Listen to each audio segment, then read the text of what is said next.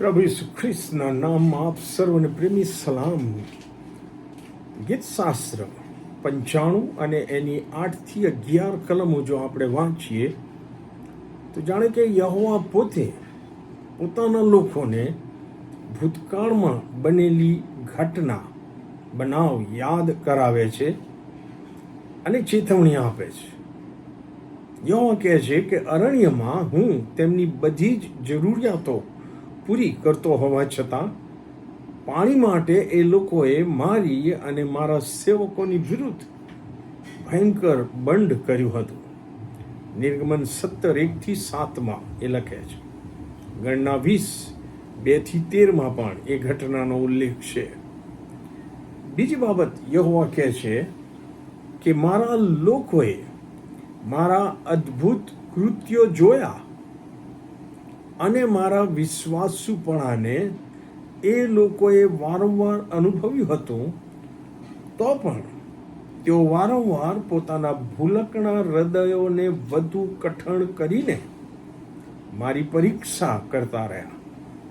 વિશ્વાસથી આધીન થવાને બદલે હંમેશા તેઓ બળબડાટ અને કચકચ કરતા રહ્યા. ત્રીજી બાબત યહોવા લખે છે કે તેઓ મારા માર્ગો જાણ્યા વગર પોતાની સમજથી જીવતા હતા અને હું 40 વર્ષ સુધી તે પેઢીથી કંટાળી જતો હતો. અને એના પરિણામે ઈશ્વર કહે છે, માટે મેં, એ છેલ્લી કલમમાં કહે છે, માટે મેં મારા કોપમાં સમ ખાધા કે તેઓ મારા વિશ્રામમાં બેસશે નહીં. આ બહુ અદ્ભુત ચેતવણી ગીત શાસ્ત્ર 95 8-11 આપણને મળે છે.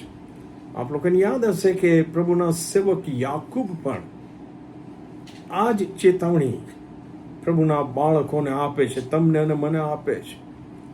યાકૂબનો પત્ર એનો 1 અધ્યાય 21 અને 22મી કલમમાં લખે છે કે તમે સર્વ મલિનતા તથા દુષ્ટતાની અધિકતા નાખી દો અને તમારા હૃદયમાં રોપેલું જે વચન તમારા આત્માઓને તારવાને શક્તિમાન છે તેને નમ્રતાથી ગ્રહણ કરો.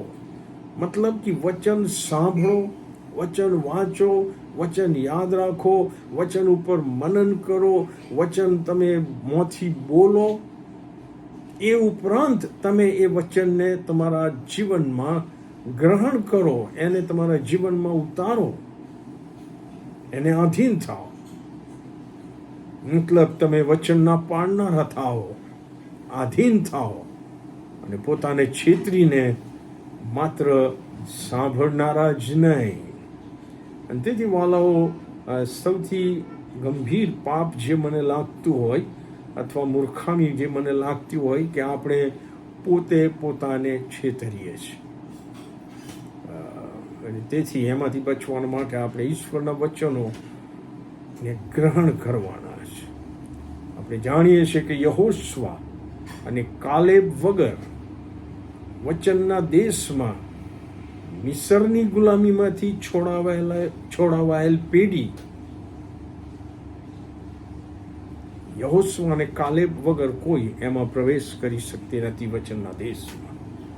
હવે આ ચેતવણીને આપણે આપણા જીવનમાં ગંભીરતાથી લઈએ. આમેન.